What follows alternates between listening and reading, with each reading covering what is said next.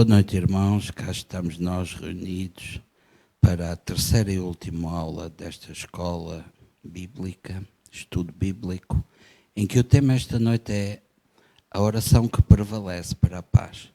Já todos nós pudemos aprender hoje algo que talvez não tivesse tão lembrado assim nas nossas memórias. Aprendemos também seguramente algumas indicações que nos serão úteis do futuro para conseguirmos melhores resultados nesta vida de cristãos, já que o nosso Deus é fiel e justo para cumprir todas as suas promessas. E muitas vezes, alguns de nós, por não o entenderem, não conseguirem ter verdadeira comunhão com Ele, não saberem como chegar até Ele de uma forma correta e agradável, acabam por ir ficando pelo caminho, desistindo, esquecendo-se que eles estão desistindo do seu Pai, que jamais desistirá deles. O que é que Jesus disse a respeito da oração?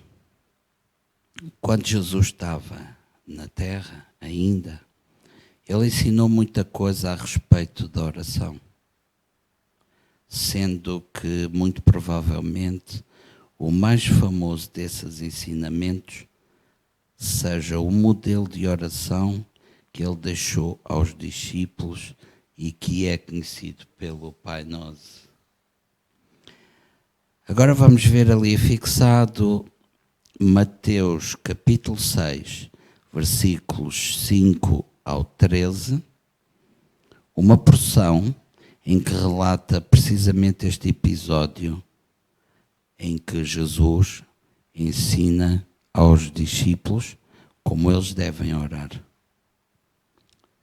E quando orares, não sejas como os hipócritas, pois se comprazam em orar em pé, nas sinagogas e às esquinas das ruas, para serem vistos pelos homens.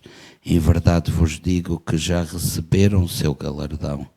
Mas tu, quando orares, entra no teu aposento e, fechando a tua porta, ora a teu Pai, que vê secretamente, e te recompensará.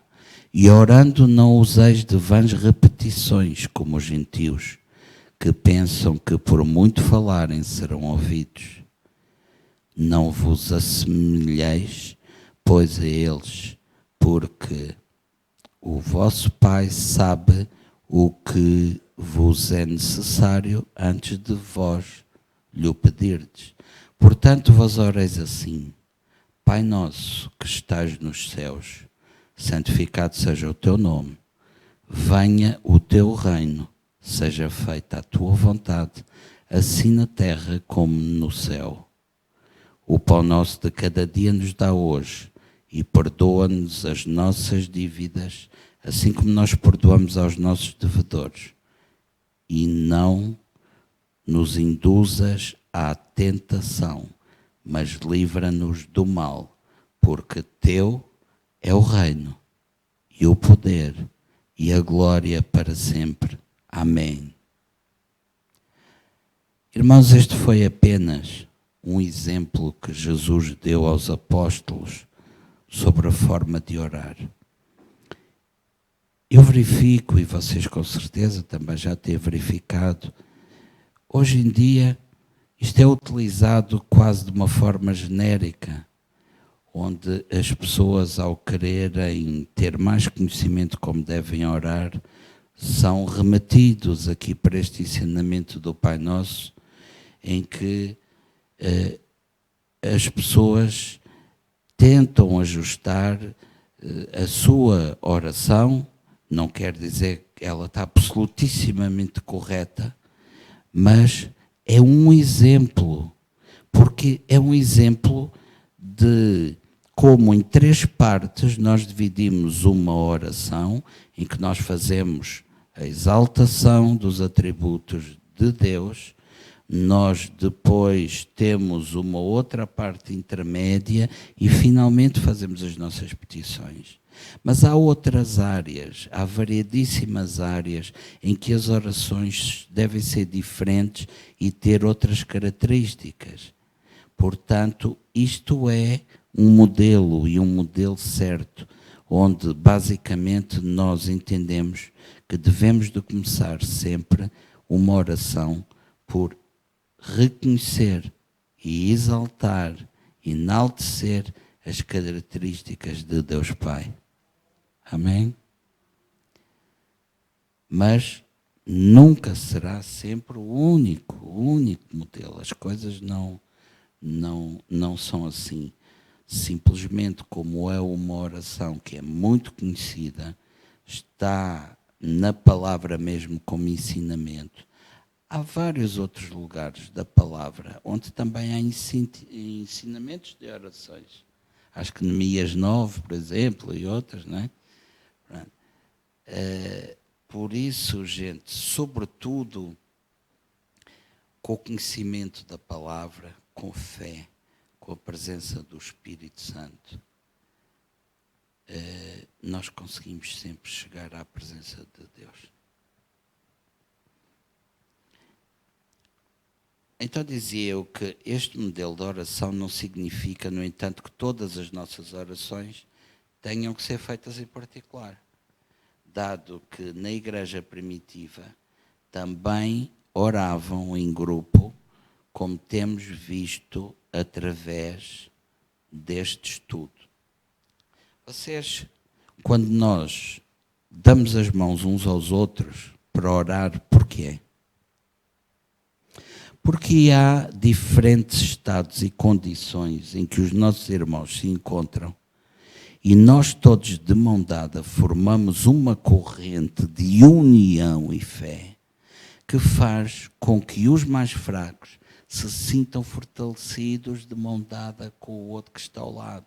A unção que passa nessa corrente, ela propaga-se por todos nós. Entendem? Já, por exemplo, se nós formos orar particularmente a Deus, vamos dar a mão a quem? Pronto, Ele está ali connosco. Mas a questão é essa, quer dizer, há sempre várias coisas que nós temos que ter o discernimento de entender do que é que nós estamos a tratar no momento.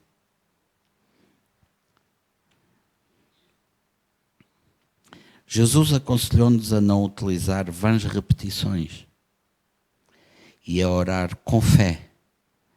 Deus só escuta quem se aproxima de si com fé e de acordo com a sua palavra. Portanto, a palavra dá ensinamento e vai gerar fé. E ao gerar essa fé e ao aproximar de Deus com fé, Ele vai escutar. Muito simples. Isto é uma verdade que não há, é indesmentível. Portanto, nós devemos de buscar sempre o reino de Deus e a sua justiça em primeiro lugar, para que a sua vontade seja feita aqui na terra de acordo com os desejos do nosso coração.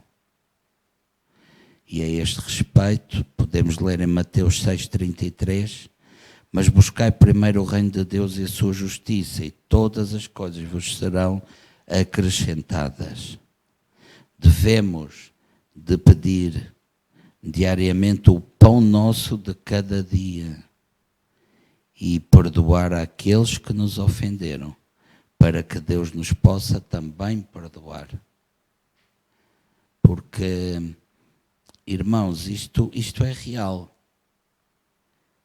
Se eu não perdoo ao outro, Deus não me perdoa a mim, acabou.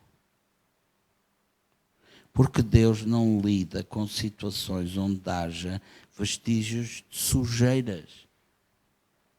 É o pecado, precisamente a sujeira. Portanto, se eu não fiz para com o irmão, ele usa o mesmo critério, é justo.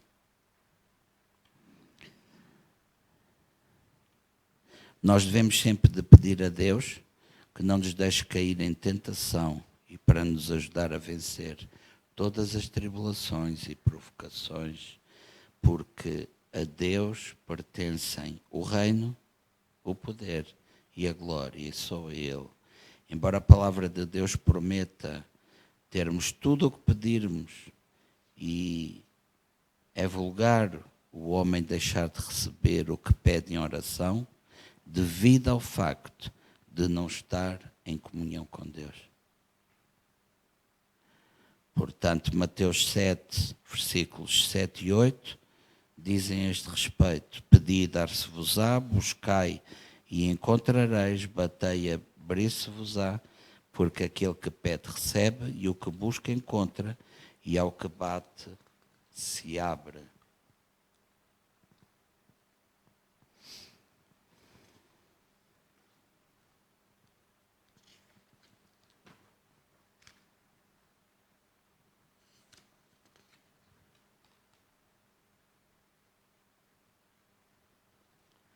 Agora vamos abordar um outro tema que nos vai dar uma mostra de como Paulo, o que é que Paulo disse a respeito da oração. Naquela altura, perante a igreja primitiva, Paulo ensinava aos novos cristãos que se regozijassem sempre no Senhor e que orassem sem cessar e que dessem graças a Deus por tudo. Por tudo. Recebeu graças a Deus. Não recebeu graças a Deus. Eu não sei porquê, mas certeza que não é mau para mim. Regozijar em tudo, dar graças em tudo. 1 Tessalonicenses, capítulo 5, versículos 16 a 18, diz: regozijai-vos sempre, orai sem cessar, em tudo dai graças, porque esta é a vontade de Deus em Cristo Jesus para convosco. Portanto, todos estes ensinamentos estão fundamentados na palavra de Deus. Então eles têm que ser verdadeiros. Eles têm que nos conduzir a um patamar mais alto de intimidade e comunhão com Deus. Quando nós conhecemos a palavra de Deus e agimos em conformidade com ela, nós podemos, de facto, agradecer-lhe em tudo com aquela firme certeza de que Ele sempre nos acode, sempre nos socorre.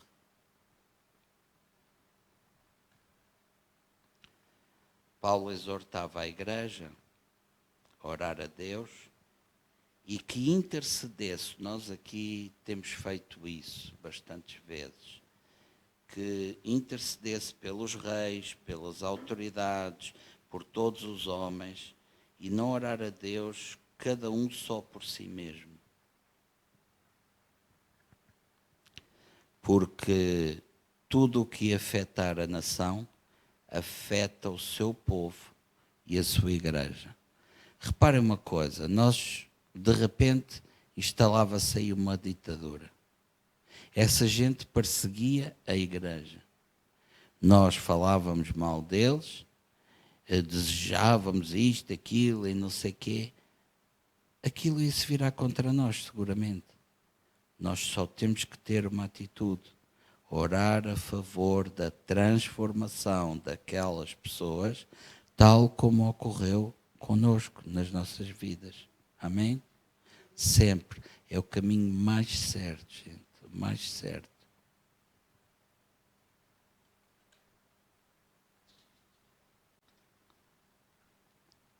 Agora o que é curioso é que um aspecto, uma passagem, em que Paulo nos incita a que oremos em todo o lugar, de mãos levantadas e com uma certa animosidade, em voz alta. Ou seja, o crente deve demonstrar que não se envergonha da sua condição.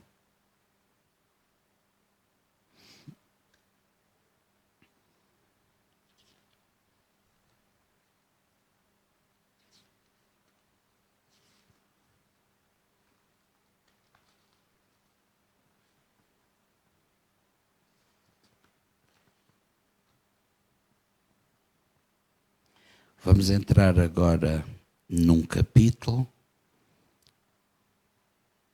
que se refere à vontade de Deus para a oração.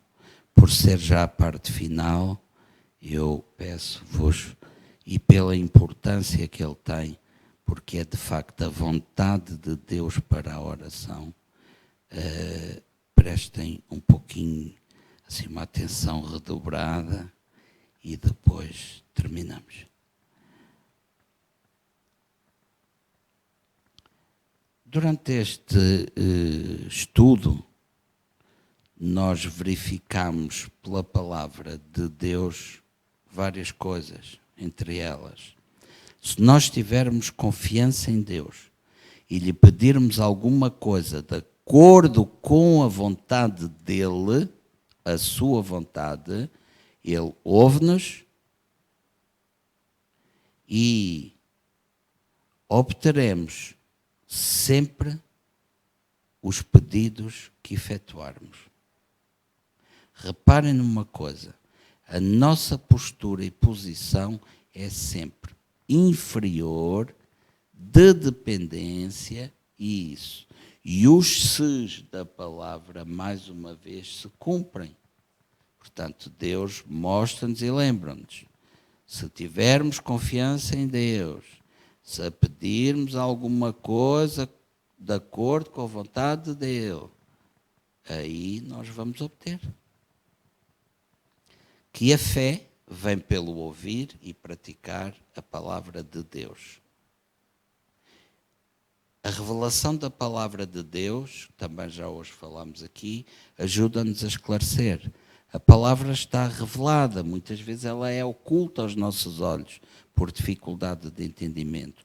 Quando se faz luz, quando ela se simplifica ao nosso olhar, então sim, essa é a revelação da palavra para nós.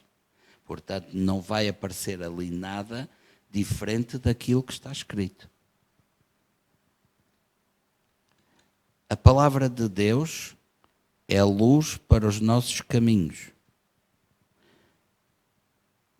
Portanto, nós verificamos que precisamos de descobrir na palavra de Deus o que é que ela diz sobre um problema específico que nos perturba, para nós podermos orar com a tal fé e podermos receber a resposta. Quando tudo a respeito do que nós precisamos orar está abrangido pela sua palavra. Portanto, reparem, palavra, necessidade está seguramente aqui, nós buscamos de acordo com a necessidade, enchemos-nos de fé, direcionamos a Deus.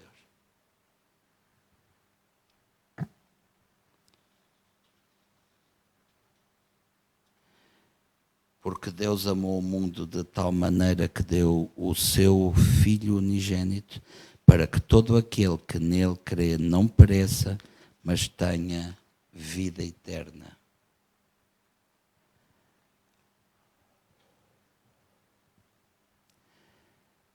Para as nossas orações não serem anuladas, ou as orações daqueles que oram por nós, devemos falar sempre de uma forma positiva, construtiva, porque se nós estamos-nos a dirigir a Deus, nós vamos crer, vamos acreditar. O crer e o acreditar é positivo, é construtivo. Se nós chegamos e vamos com palavras destrutivas, negativas, e isso, onde está a fé com que nós nos dirigimos a Deus? Portanto, já vamos comprometidos na nossa oração.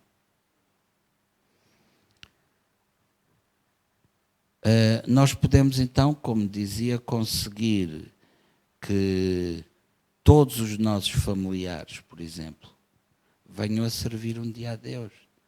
Agora, se a gente diz, eu vou orar a Deus para a minha família, mas eu não estou muito a acreditar que aquele ou que aquela vá algum dia. Não vai. Não vai. Deus quer que nós creiamos ao movermos essa ação. E tudo o resto Ele faz e tem o seu Espírito Santo para ajudar. Amém?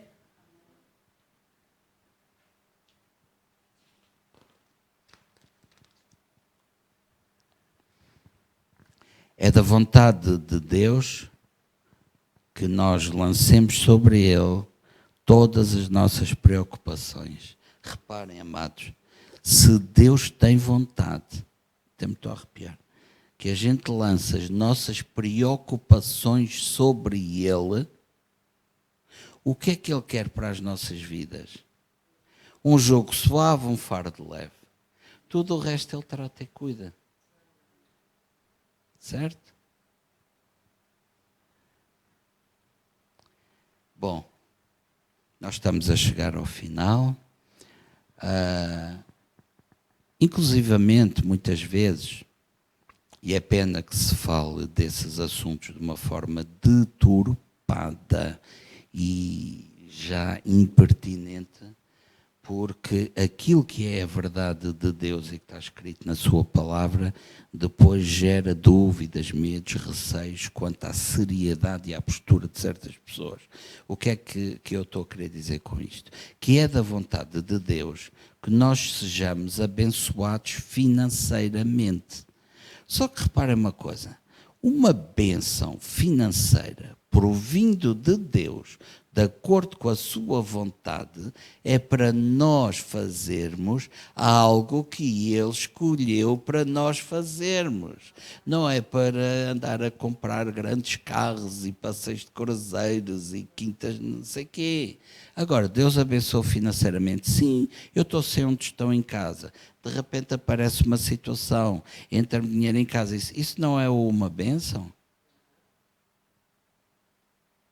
A nossa fidelidade perante Deus tem sempre que ser vista no pouco e no muito. O que é que Deus faz? Deus sabe que do mundo existe o Euromilhões. Se Ele instituísse o Euromilhões de Deus, o crente deixava de ser crente.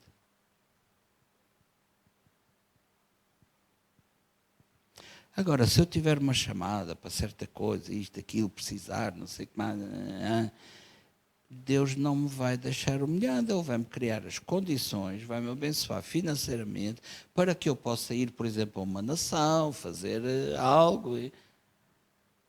Agora, a gente deixa o mundo, passamos por um processo de arrependimento e conversão, e continuamos a ter uma mente do mundo, a pensar da mesma forma. Com Deus as coisas são diferentes e são sempre para nosso melhor. Qual de nós é que não se estraga com não sei quantos milhões de euros isso? Agora, Deus perguntará, quando é que tu quiseste fazer alguma coisa em prol do reino que eu não fui contigo? Amados, Filipenses 4,19 diz o seguinte: o meu Deus, segundo as suas riquezas, suprirá todas as vossas necessidades em glória por Cristo Jesus. Necessidades. É bênção financeira. Se a pessoa está a passar necessidade e deixa de passar necessidade, é bênção financeira. Amado, desejo que te vá bem em todas as coisas e que tenhas saúde, assim como bem vai à tua alma. E agora, antes de terminarmos esta terceira e última lição, quero agradecer a presença de todos os irmãos, a atenção dispensada a este ensinamento que nos fez hoje aprender a chegarmos mais perto no trono do Pai, de acordo com o que está escrito na sua palavra, em que nós não priorizemos de uma forma em que só pensamos em nós. Senhor, eu estou aqui porque eu preciso. E o Senhor responde-nos E eu estou aqui porque eu te amo. Ele é Deus. Ele é o Criador, nós somos a criatura. Nós somos filhos porque Ele quis, co-herdeiros de Jesus. Vocês já viram que tanto já Ele deu, apesar de ainda podermos ter as nossas necessidades, e nunca estamos satisfeitos. Eu penso que isso deve, de facto, a um aspecto. Muitos falam dele, mas poucos o conhecem. Amém? Então, amados, feche os vossos olhos, por favor. Vamos agradecer por este período.